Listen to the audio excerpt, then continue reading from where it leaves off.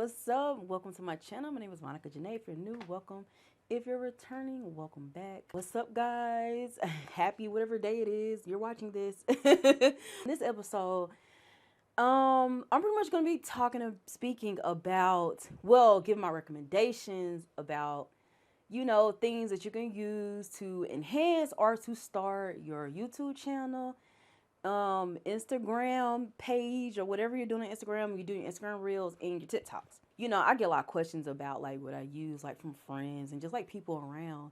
So I was like, well, this might be a good idea to make a video about what it is that I use and just some of my recommendations. Now, everything that I'm recommending, I don't use, but for the most part, I've used it before, or I've had it before, or what I'm saying, I've heard good things about it. I'm just gonna, just go down the list. I made a list because if I don't follow the list, I will get off on a tangent and I'll be somewhere else. Okay, I won't be where I'm supposed to be at.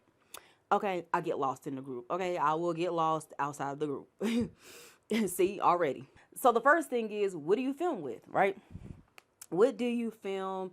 Your Instagram, your YouTube, TikToks, what is it that you want to use to film with? Well, my recommendations, okay, is I actually, for me, I use my camera, my vlog camera, which is my Sony ZV-1. That camera, I use it not to film everything, but I do use it to like do vlogs and Instagram reels. That's the only thing that I use that camera for, and I do use it to take pictures. So that's my first recommendation is the Sony ZV-1. A little bit about the camera. It retails for $749. It I gotta look at my notes. It is compact. It does come with a flip screen. It is 4K resolution. Those are like pretty much the pros for that camera, and it is good for doing YouTube vlogs or Instagram vlogs. It's good for doing Instagram reels, and I'm gonna get into why I do like using this camera for Instagram, even though it doesn't seem like it's very convenient versus like using your cell phone. I like the quality better versus than I do of a cell phone. I'll get in that in just a second, but I'm just gonna run down, what's the cons and pros.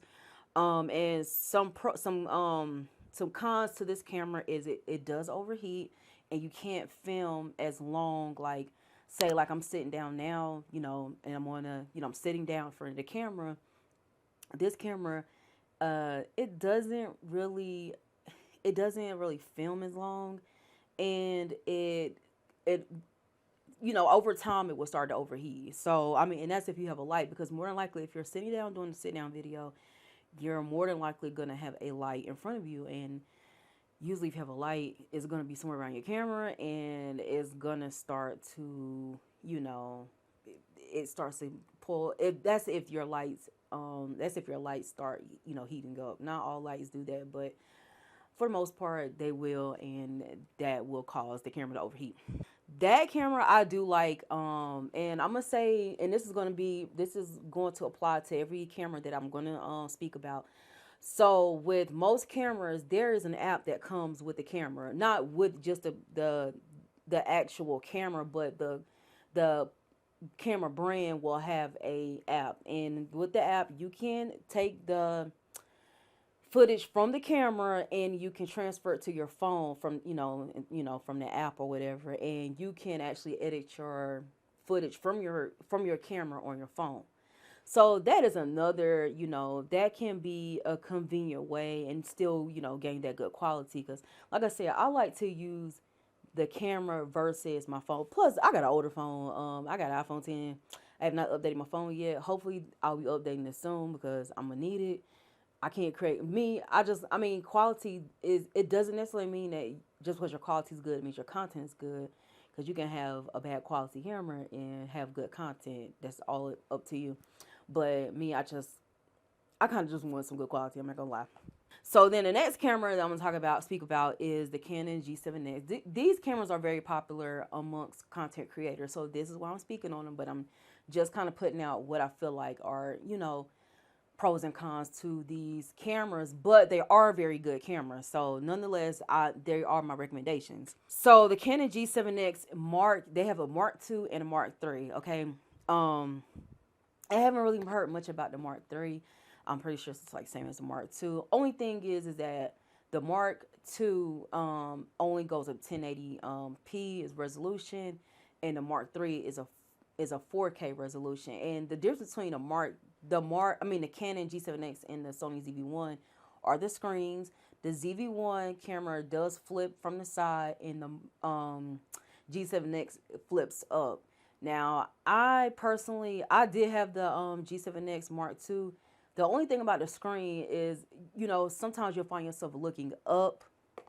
You'll be looking up and not at the actual, not into the actual camera. And that's the only that was a drawback from another thing that, is a drawback for me with the G7X is the screen. It has like this little pesky screw or whatever, and the screw, like, over time, once you like start flipping the screen up, the screw will start to loosen. And a lot, like, I've seen people say theirs have fell out. Mine fell out. I was fortunate enough to find another screw online. They are expensive if you do, decide to get this camera. If not, you'll have to keep like a little screwdriver on you when you're using it. If the screw does, if it starts to kind of unloosen. But yeah, that's really the only thing about that. And this camera as well, it does overheat over time after a long use, depending on what your situation is at the time. Like if you're shooting like me, I'll put my camera in my dashboard, and if the sun is out and I'm filming, then the camera will start to overheat, and it'll kind of shut down, or it'll give me a warning to turn the camera off to let it cool down. That's the only thing I don't like, but nonetheless, it is a really good camera. So my next recommendation for a camera is the Canon M50. Now, this is a pretty popular camera. This one has a lot of good pros to it. I'm not real sure. I'm thinking that it does shoot 4K resolution. I wasn't sure. I didn't even do my little research on this camera. I never had the M50, but it is pretty affordable. To me, it's the most affordable between the two that I just mentioned. Excuse me. The only thing about this camera is, that it's not compact. You can, like, if you're doing like sit down videos or whatever, this will be a more of an ideal camera versus the Sony and the Canon G7X. This camera, you can change the lenses on it, which is a good thing.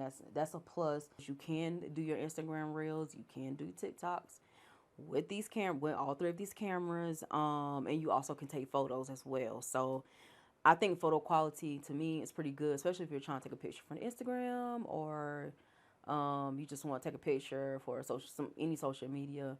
I feel like the camera quality on at least the two cameras that I mentioned before are pretty good. And I think the M50 will do just as well. And then my last recommendation, of course, is your cell phone. Of course, it's the most cost efficient. The only thing is storage spaces. Storage when you're filming from a phone. I mean, yes, you can now buy like external like hard drive for your phone or whatever. I don't really know anything about them. I need to do a little research, because if so, that will be, like I said, the most cost efficient. Even if you have to purchase the external hard drive, it's still cheaper than purchasing a camera. One more thing about the cell phone is, what the pros to having a cell phone.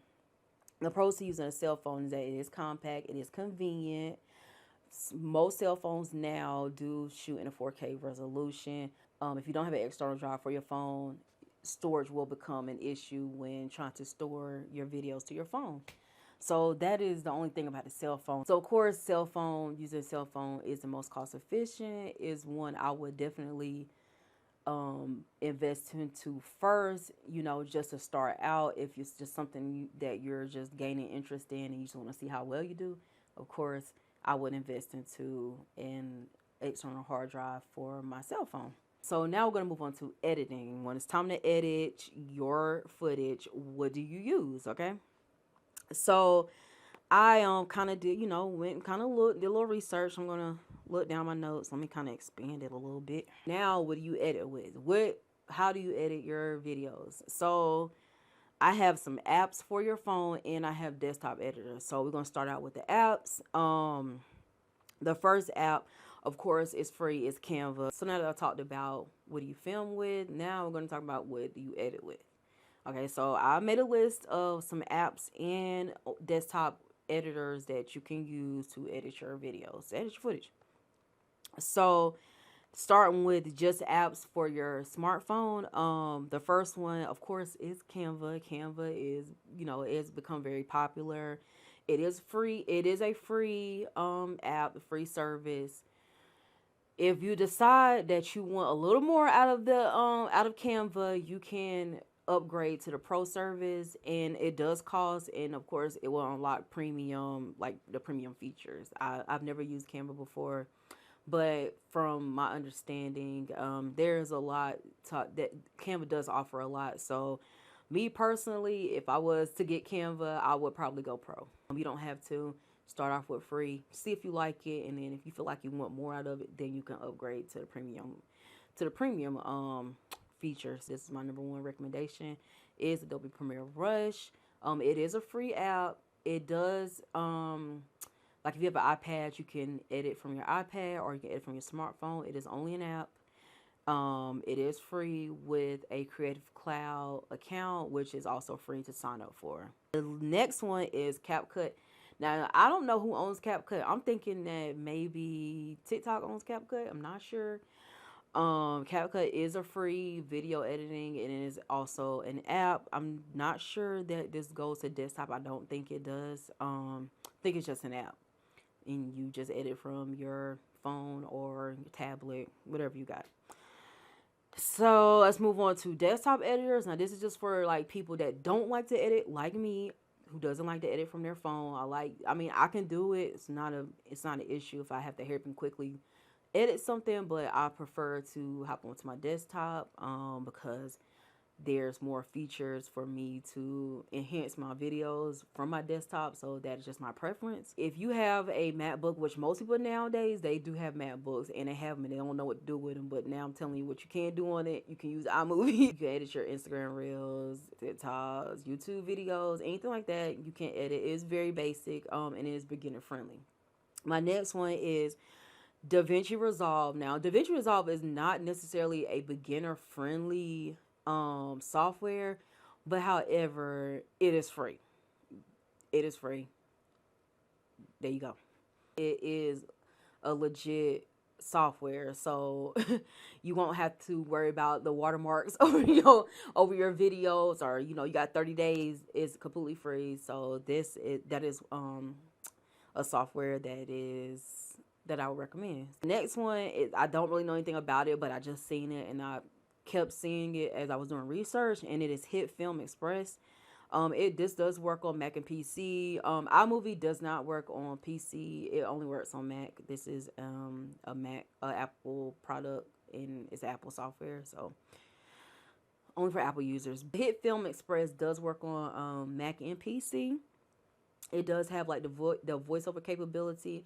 iMovie does have the voiceover capability as well, but this one, like, that was one of the specs of it, was that it does do voiceover. So this is geared more towards a content creator, which that's one of those things that everybody likes. People love doing voiceover, so that's one of the specs that I've seen for this particular software. And then the last one is VSDC. I don't really know anything about it, but it said it was free. It says great for beginner editors, like it's beginner friendly, and it doesn't have watermarks. So any of the softwares that I just mentioned, they do not have watermarks. If there are more software that you know of, or apps that you know of that you do use now, comment down below and share with other people that might be looking. This is just some of the ones that I came across. I try to look into whatever it is, because that is a thing that you know that companies will do, and they will make you feel like you're getting something for free, and then once you download a software, or you use a service online, and they will let you use it, like you might get a 7-day trial, you might get a 30-day trial, 7 day, you may not get watermarks, or you will get watermarks, and you know what I'm saying, you've been conned into thinking that you got something free and you really didn't. But these are absolutely free. So now we're going to move on to storage. Where do you store your footage? Like, let's just say you decided you wanted to film 3 videos, 3 Instagram reels in a day, and you need somewhere to store these videos. You're not actually ready to put these videos out. You don't want to accidentally delete them. So you need storage to store these videos, to store your footage. Excuse me. My recommendation is to either get an external hard drive at 1 terabyte, or an SSD card, also 1 terabyte. You can start off with 500 gigs of storage, but if you have videos, to me, especially if you shoot in 4K resolution, I would recommend 4K resolution at this point in time. I think everything's kind of going into 4K. I mean, we still in a 1080 resolution, but 4K does a little better. And 4K video is, resolution, because the resolution is higher. The videos tend to be bigger. I don't know about the storage for the phones. I will do like some research, and I will come back with another video and give my recommendations about the external hard drive for your phone. You can store, of course, your footage onto your Google Drive or to Dropbox. I'm not sure about WeTransfer, but you can store your footage onto your Google Drive. And of course, Google will give you like 15 to 25 gigs free, and then you have to purchase anything after that. It's only $2 to purchase up to 100 gigs. I would do it. If you just got little videos you want to store, but that's a good way to start off. Now, it is a monthly service, so that's something to think about. At least with, if you buy an external hard drive or SSD card, you just making a one-time purchase, and then you'll get all of this storage space. You'll get tons of storage space, and you don't have to like worry about like having those drafts and paying for storage space. So now we're gonna move on to audio. Okay, audio is pretty important. It is important. I'm not gonna say it's not the most important, because without audio, guess what your video is? It's just surveillance. And you need your audio. Okay, you don't necessarily have to have audio. If your phone or your camera has a microphone, you could just use that. I mean, and that saves money. But if you're pretty serious and you saying, well, I want to have a microphone, I want to be like the people that do like this with their microphone, and they do like this hey, my recommendations for that. Of course, if you're like someone that does interview style, because I see a lot of videos, I see a lot of people with the microphone up like this. I would recommend a wireless mic. You can do the Rode mics. Their Rode mic, the Rode mic Go. They are a little pricey. It's not a lot, but it is a lot if you're just starting out and you're not looking to spend that type of money. They do retail for $250, like around $250. They are wireless microphones, and you could just clip them to your shirt, whatever, and just go. You know what I'm saying? To me, this might be a good investment in the long run, but it's not necessary. Also, you can get a shotgun mic, and you can put this on your camera. You can put it on your phone. I use Rode mic personally myself. It is a really good brand. You don't have to. You can go around Amazon and get a dupe of the microphone, just as long as you can have some crispy audio. It really don't matter. And of course, you can use a cell phone. If you decide to do voiceovers, you can use your cell phone to record your audio for your voiceover, and then just add it to whatever you're editing. So let's talk about lighting. Lighting, to me, I'll just recommend soft boxes. You can go right on Amazon, eBay. Sometimes if you don't find things on Amazon, go to eBay. If you have an eBay account, they pretty much sell like the same thing. Sometimes eBay can be a slightly cheaper than Amazon. Only thing is you might have to wait a little longer than you would on Amazon, but that is a place I will also check as well for some of the same brands that you see on Amazon, and that's affordable. But yeah, any type of soft box. I don't really have a recommendation for like a light that you would put on your camera, like your vlog camera or your phone. We'll come back to that. But if anything, make sure it's soft. Make sure the light has like a filter or anything like that, just to make the to not make the lights look so harsh on your face, but to make them look soft. That's the only thing that that's my only recommendations when you're sitting in front of cameras. Make sure your lights are soft.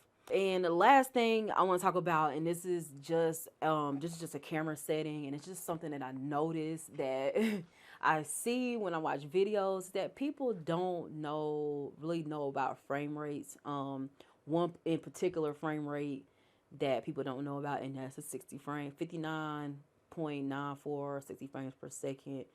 Really 59.94, but sometimes your camera might say 60 frames.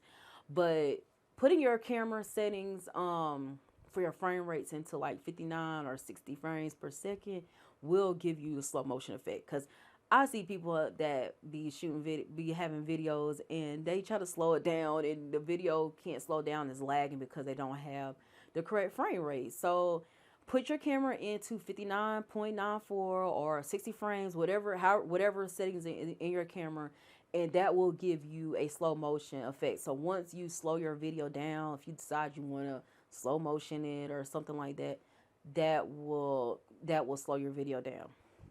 I just had to say that because I be seeing some videos and they be lagging bad because whoever's ever operating the camera doesn't know that you have to set it to a certain frame rate to achieve the slow motion. So anyway, yeah, I just had to say that. Not that it really has anything to do with what I'm talking about, but I noticed that, you know, people do that and they don't really know what they're doing. And it's okay. You're not supposed to be a pro, but it is a good tip to know.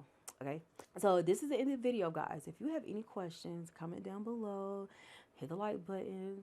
Also subscribe. I am going to make an Amazon video, and I'm going to make a recommendation video of things you can buy from Amazon to help you enhance or to start your channel or whatever it is you're doing social media wise. I'm going to compile a list of what I feel like would be great to start off with, or to have, like I said, to enhance your videos, whatever it is you're doing. I'm gonna make a video about that because there are things that I want to try as well, and Amazon is definitely always the go-to to get all of these things. So yes, that is it. So anyway, make sure you like this video, leave a comment down below, subscribe, share, do whatever. Thank you, and I will see you guys in my next video. Bye.